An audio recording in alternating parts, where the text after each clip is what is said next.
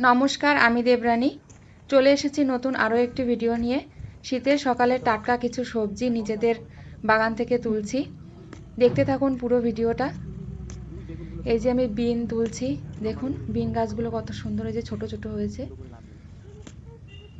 অনেক বিন হয়েছে।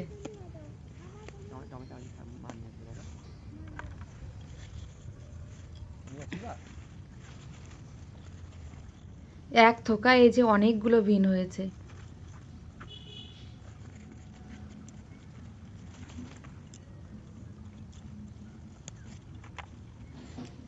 আরও সবজি তুলবো, দেখতে থাকুন।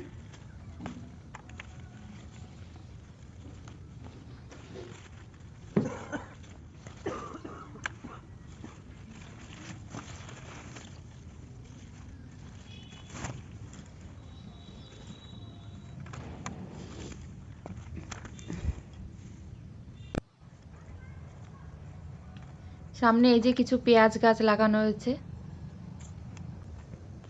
এই যে কিছু ওলকপির চারা, ওলকপিও হয়েছে। যে কটা বড় হয়েছে তাই তুলে নেব, সবজির ভিতরে দিয়ে খাওয়া যাবে।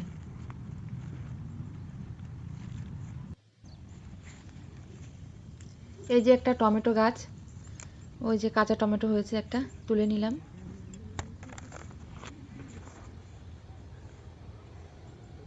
কিছু ধনেপাতা গাছ হয়েছে, আমার ধনেপাতা লাগবে কিছু রান্নায়, তো এখান থেকে কয়েকটা পাতা ছিঁড়ে নিচ্ছি।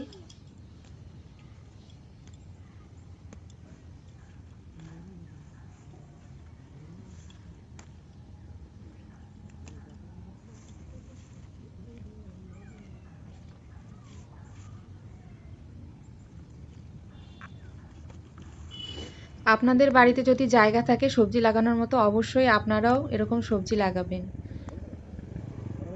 কারণ টাটকা সবজি খাওয়ার মজাই আলাদা। এই যে দেখুন কালো কালো লম্বা বেগুন হয়েছে, এই বেগুনগুলো এখন তুলে নেব।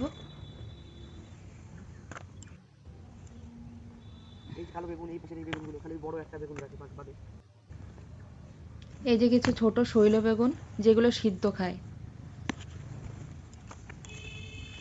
এই বেগুনগুলো ডিম দিয়ে রান্না করলেও খুব ভালো লাগে খেতে।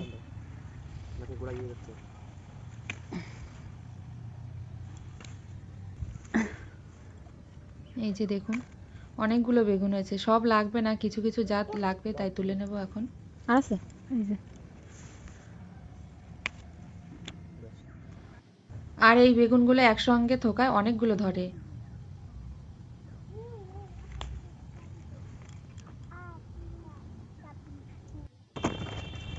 ওই যে তোলা হয়ে গেছে আমার সবজিগুলো, এরপরে আরও সবজি তুলবো। বড় বেগুনও আছে, টমেটো আছে, ওলকপি আছে, বেগুন আছে, বিন আছে, ধনেপাতা আছে। এই যে একটা নতুন জিনিস আপনাদের সঙ্গে শেয়ার করছি, দেখুন আমাদের বাড়িতে লাগানো 12 মাসে কাঁঠাল গাছ, যেটা ইঁচড় খাওয়ার জন্য বিশেষত লাগানো হয়েছে। কত কাঁঠাল হয়েছে গাছে দেখুন। আর এই গাছের কাঁঠালের মানে যে ইঁচড়টা আমরা খাই, খেতে খুবই সুন্দর হয়।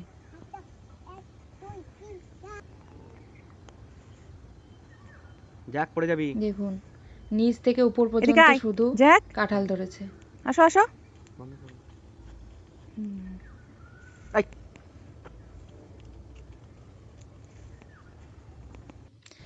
এই যে আরও কিছু পালং শাকের দরকার ছিল আমার, মাছ দিয়ে রান্না করব বলে, তো এই যে আবার চলে এসেছি পালং শাক নিতে। আগে সবজিগুলো বাড়িতে রেখে এসেছি। আপনারাও এভাবে সবজি লাগান আর টাটকা টাটকা খান। আজকের ভিডিওটি কেমন লাগলো কমেন্ট করে অবশ্যই জানাবেন।